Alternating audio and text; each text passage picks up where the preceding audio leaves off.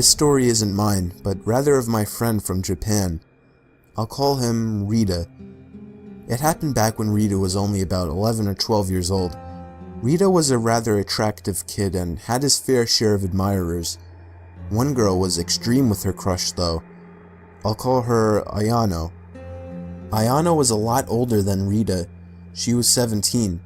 She was an acquaintance of Rita and lived down the road from him. Rita hadn't thought much of her until she started stalking him. Every day and every night, she would be following him one way or another, whether it be in person or online. Rita first started getting the creeps when she would start messaging him over 20 times a day. Stuff like, "Be safe," "Are you alright?" "Sleep well," etc. This was a little weird, but he overlooked it. Then the messages started getting creepier. Instead of the usual checkup emails, they got more personal.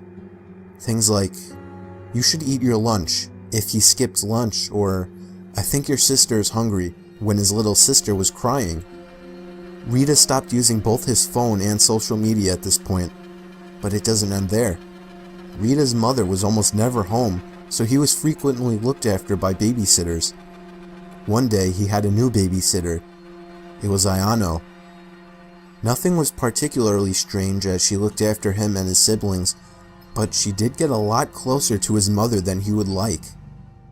One day at school, Ayano approached Rita and told him that his mother would be out of the country for a week, and that she told her to let Rita stay at her house.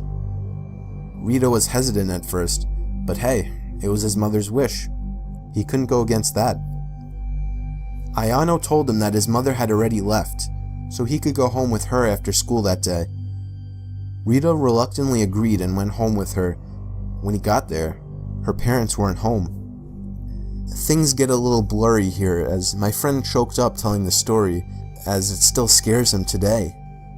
He said Ayano would play weird games with him, stuff like Family, where she insisted she was the wife and he was the husband, as well as things like Cops and Robbers and games to see who would get scared first, where she would blindfold him and leave him in a silent room for hours on end.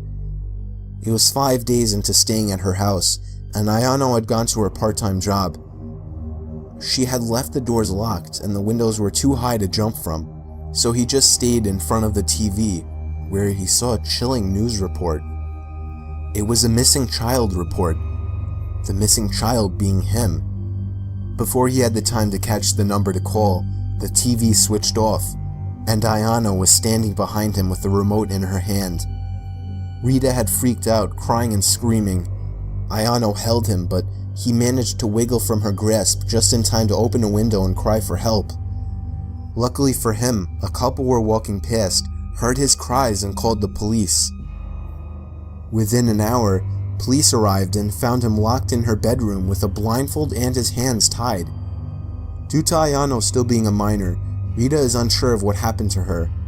He says he only remembers the police taking her away while his mother was hugging him. He moved to Australia after this and hasn't seen his kidnapper since, but he still cowers at the sound of her name. About 5 years ago, I lived downtown in a major city in the US. I've always been a night person, so I would often find myself bored after my roommate, who was decidedly not a night person, went to sleep. To pass the time, I used to go for long walks and spend the time thinking. I spent 4 years like that, walking alone at night, and never once had a reason to feel afraid. I always used to joke with my roommates that even the drug dealers in the city were polite. But all of that changed in just a few minutes of one evening. It was a Wednesday, somewhere between 1 and 2 in the morning, and I was walking near a police-patrolled park quite a ways from my apartment. It was a quiet night, even for a weeknight, with very little traffic and almost no one on foot. The park, as it was most nights, was completely empty. I went down a short side street in order to loop back down my apartment when I first noticed him. At the far end of the street, on my side, was the silhouette of a man dancing. It was a strange dance, similar to a waltz, but he finished each box with an odd forward stride. I guess you could say he was dance walking, headed straight for me. Deciding he was probably drunk, I stepped as close as I could to the road to give him the majority of the sidewalk to pass me. The closer he got, the more I realized how gracefully he was moving. He was very tall and lanky and wearing an old suit. He danced closer still until I could make out his face. His eyes were open wide and wild, head tilted back slightly, looking off at the sky. His mouth was formed in a painfully wide cartoon of a smile. Between the eyes and the smile, I decided to cross the street before he danced any closer. I took my eyes off of him to cross the empty street. As I reached the other side, I glanced back, and then stopped dead in my tracks. He had stopped dancing and was standing with one foot in the street, perfectly parallel to me. He was facing me, but still looking skyward, smile still wide on his lips. I was completely and utterly unnerved by this. I started walking again, but kept my eyes on the man. He didn't move. Once I had put about half a block between us, I turned away from him for a moment to watch the sidewalk in front of me. The street and sidewalk ahead of me were completely empty. Still unnerved, I looked back to where he had been standing to find him gone. For the briefest of moments, I felt relieved, until I noticed him. He had crossed the street and was now slightly crouched down. I couldn't tell for sure due to the distance and the shadows, but I was certain he was facing me. I had looked away from him for no more than 10 seconds, so it was clear that he had moved fast. I was so shocked and I stood there for some time, staring at him, and then he started moving toward me again. He took giant, exaggerated, tiptoed steps, as if he were a cartoon character sneaking up on someone, except he was moving very, very quickly. I'd like to say at this point that I ran away or pulled out my pepper spray or cell phone or anything at all, but I didn't. I just stood there, completely frozen, as the smiling man crept toward me. And then he stopped again, about a car length away from me, still smiling his smile, still looking to the sky. When I finally found my voice, I blurted out the first thing that came to mind. What I meant to ask was, "What the fuck do you want?" in an angry, commanding tone. What came out was a whimper. What the fuck? Regardless of whether or not humans can smell fear, they can certainly hear it. I heard it in my own voice, and that only made me more afraid. But he didn't react to it at all. He just stood there, smiling. And then, after what felt like forever, he turned around, very slowly, and started dance-walking away. Just like that. Not wanting to turn my back to him again, I just watched him go, until he was far enough away to almost be out of sight. And then I realized something. He wasn't moving away anymore, nor was he dancing. I watched in horror as the distant shape of him got bigger and bigger. He was coming back my way. He was coming back my way, and this time he was running. I ran too. I ran until I was off the side road and back onto a better lit road with sparse traffic. Looking behind me then, he was nowhere to be found. The rest of my way home, I kept glancing over my shoulder, always expecting to see his stupid smile, but he was never there. I lived in that city for 6 months after that, and I never went out for another walk. There was something about his face that always haunted me. He didn't look drunk. He didn't look high. He looked completely and utterly insane. And that's a very, very scary thing to see.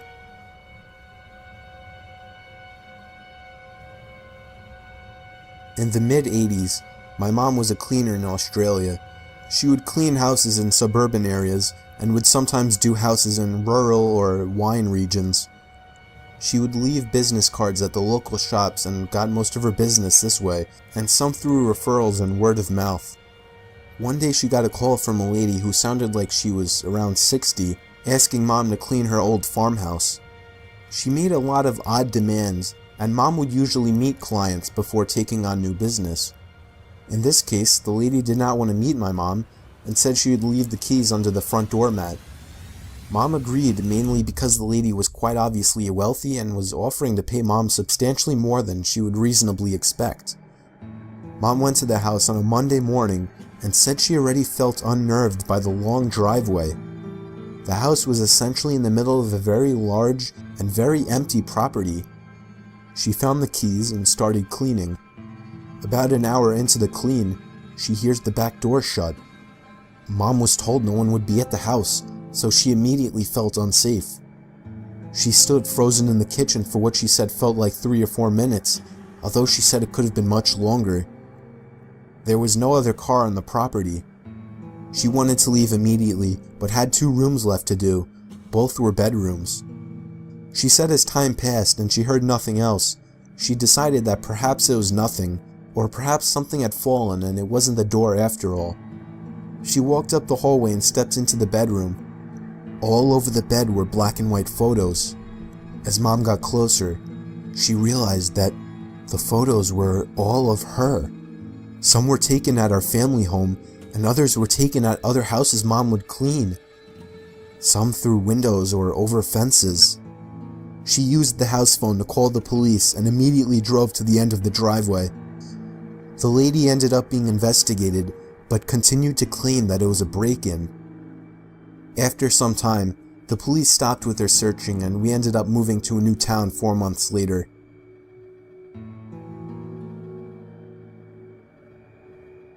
I'm 22, and this incident happened a 1.5 years ago.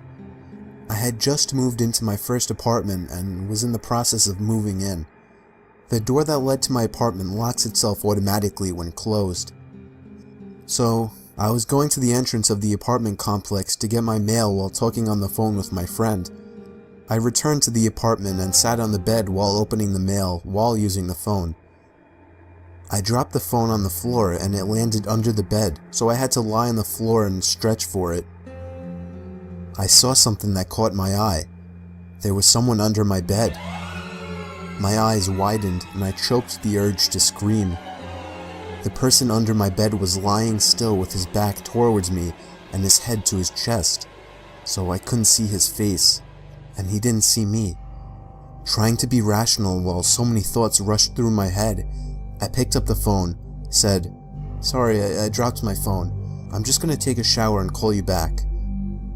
The bathroom is right by my bed, so I hastily walked in, quietly locked the door, turned the shower on, jumped out my window, and called the police. They told me to wait nearby, but to go across the street and see if anybody comes out the door of the apartment complex. This was during the summer and it was still light out. I placed myself across the street, hiding behind a car while watching my open bathroom window and the entry door. I called my friend and he came over just before the police. I gave them my keys and they went inside. Only moments later, 2 cops came out holding a thin and tired-looking man. His eyes looked crazy, but he didn't try to get away. The policeman that stood beside me and comforted me while the police searched through my house told me that the man stood outside my bathroom door with one of my kitchen knives, waiting for me to come out. This man had somehow crept in my entry door while I was getting my mail and hid under the bed. The man that was trying to hurt me turned out to be a homeless person and was placed in a mental hospital. When I was 21, me and my girlfriend were upstate in my family's vacation mobile home. It was during a snowstorm and we were sitting on the couch next to the heater, snuggling and watching late night TV. We were surrounded by absolutely nothing but forest in all directions, and all that was keeping us from the outside was a wooden door that had a broken lock. The last time my grandparents came up, my grandpa put a few cinder blocks by the door to use as a kind of barrier in the meantime, since the door opened inwards. Anyway, while we were watching TV, my girlfriend started shaking me, telling me she heard something outside. I assured her it was most likely a deer or a bear or something, but then 5 minutes later, my girlfriend looked at me again. I heard it too. I muted the TV so we could hear it better. It sounded like someone was messing around in the little lawnmower shed outside. My car was parked outside and all the lights were on inside. If there was anybody out there, they knew we were inside. My girlfriend was urging me to go outside and check it out, but I told her she must be crazy to think that I was going out there. The sound stopped and there was nothing but the sound of the storm outside now. After a few minutes, I felt it safe to shut the inside lights and open the blinds to take a quick look outside, but it was too dark to see anything. I turned on the porch light and I was able to see a good portion of the front yard outside. There were footprints in the snow. Not animal footprints. They were clearly shoe prints, and they were headed in the direction of the backyard. I went to open the curtains to the backyard window, and when I did, I felt the urge to scream, but my girlfriend did instead. Even though there were no lights in the backyard, we could see a man dressed in all black and wearing a vendetta mask facing the window. I immediately shut the blinds and told my girlfriend to go hide in the bedroom, while I grabbed my grandpa's hunting rifle out of the closet. I pushed the cinder blocks and a bunch of other heavy objects in front of the door as a barricade, shut all the blinds and lights, and went to hide with my girlfriend in the corner of the bedroom.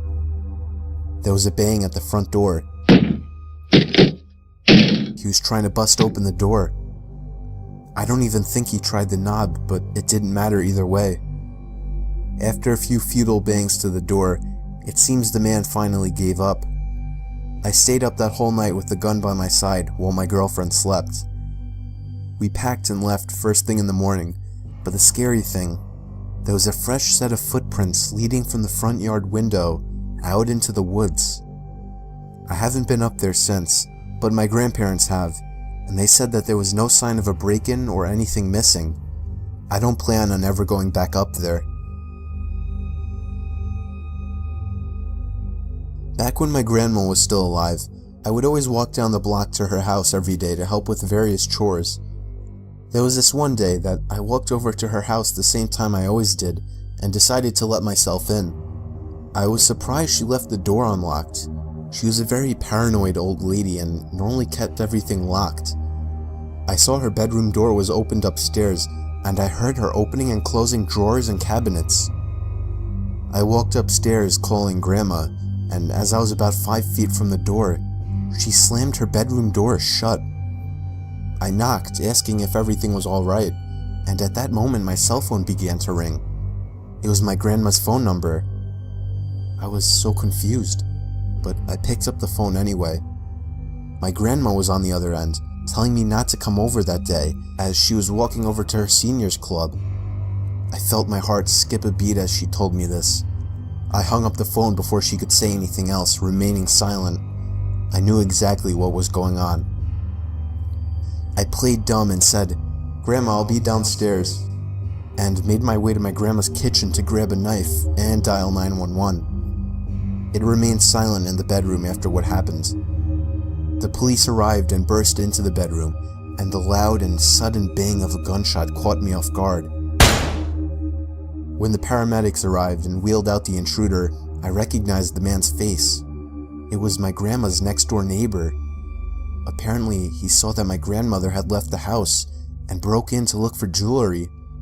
And when the police broke into the bedroom, they found the man hiding next to the door with a large knife in hand. If I had walked into that bedroom, I would have been as good as dead. The most haunting memory of my life.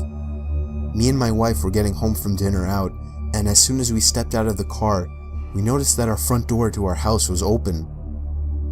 I told my wife to wait outside while I ran inside and ran straight up to our bedroom, where I hid the shotgun. I loaded the gun and scanned every single room upstairs. There was no sign of anybody. I made my way down to scanning the main floor, followed by the basement.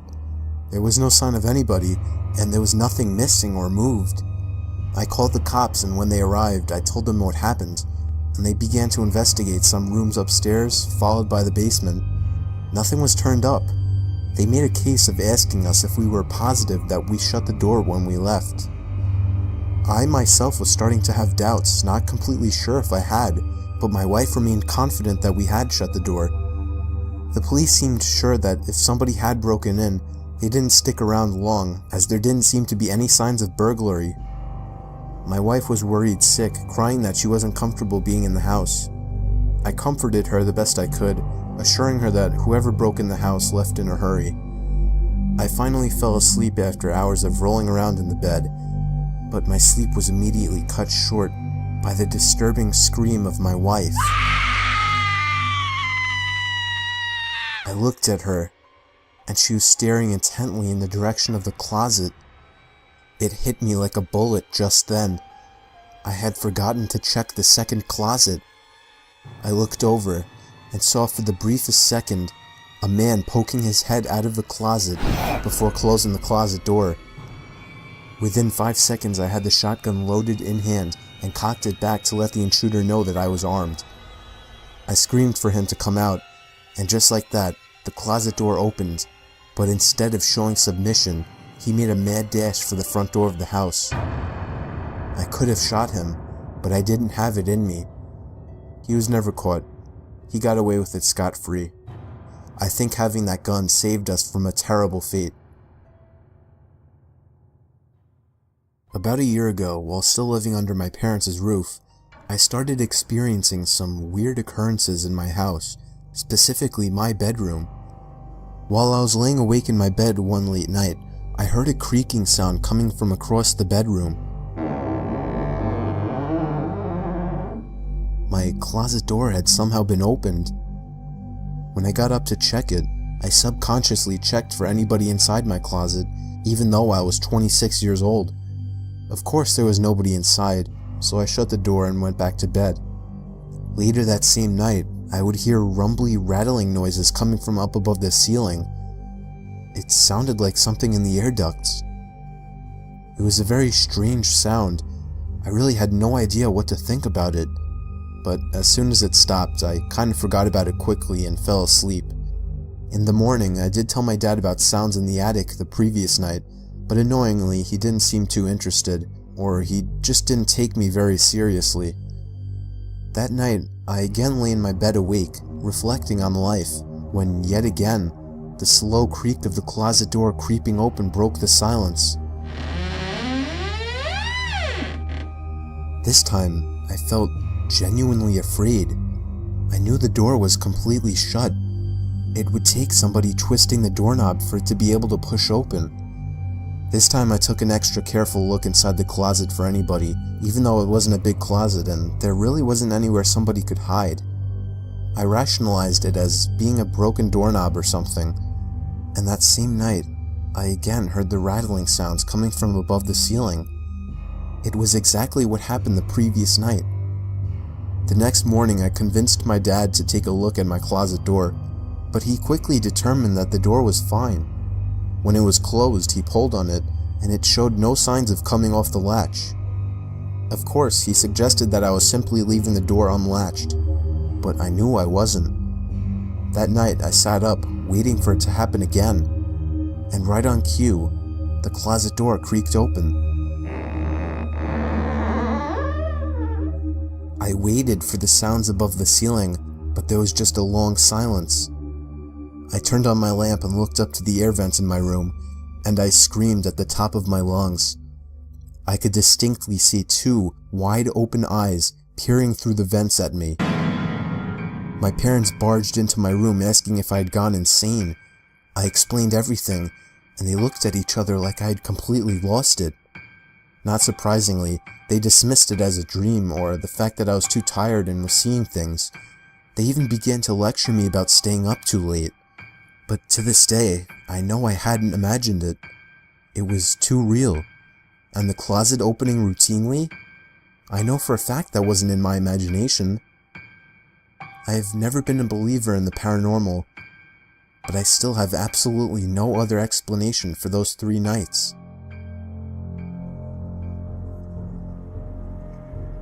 I live in the Poconos with my wife and kids. There's a small lake about a quarter mile away from our backyard. I commonly take my kids down there to go swimming. Up until last week, that is. Now, I'm never letting them go down there again. I haven't told anyone about this in fear of sounding crazy. It was last Saturday. We went over to the lake and set up our chairs on the sand. It's like a little private beach in our own backyard. It's been amazing. Me and my wife sat in our beach chairs enjoying the sun while our kids were splashing around in the water. I always tell them not to go too deep. They're still young, 6 and 8. We sat there for a good 2 hours that day. Neither of us were in the mood to get wet. Eventually, my wife got tired and decided to walk back home. I agreed to stay with the kids a little while longer, as they were somehow still having so much fun playing in the sand and water. The sun was setting at this point, and I was getting tired. They were going a little too deep, so I called at them to come back closer to the shore. They couldn't hear me apparently, so I stood up and got closer. Before I could call them again, I noticed something in the water. It looked like a black, roundish object, and it was moving closer to my kids. I ran into the water closer to my kids, calling them to come out. When they got close enough, I dragged them out myself. When I turned back to the water, the object was gone. My kids were confused as hell. I didn't know what to tell them, so I just told them it was time to go home. We packed up and walked back to the house, but I wasn't happy when I got home. I was uncomfortable with what I just saw. That thing looked like no sea creature known to man. Dinner was waiting for us when we got home. I ate really slow, thinking about the object in the water and whether or not to tell my wife. My wife asked me what's wrong. She noticed that I was eating slow. I decided not to tell her right then. After dinner, I took a flashlight with me and walked back down to the lake. By then, it was already dark out. I got to the lake, but to be honest, I didn't even know what I was expecting to find. I shined the flashlight all around the surface of the water, searching for the black object, and just then, I heard a large splash come from somewhere in the lake. The kind of splash of something emerging out of the water. I thought it might be some kind of animal in the lake. I shined the light all over the place, searching for the source of the sound, and then I found it, and I realized I was dead wrong. There was a silhouette of a humanoid figure with long black hair covering its whole face. It just stood there, facing me, but not staring at me. Not that I could tell. I dropped the flashlight in horror and sprinted all the way back up to my house, slamming the door shut behind me. I haven't told anybody about this. What kills me is that lake is only a quarter mile away from my house, and for all I know, that thing could be watching me through my window right now as I write this.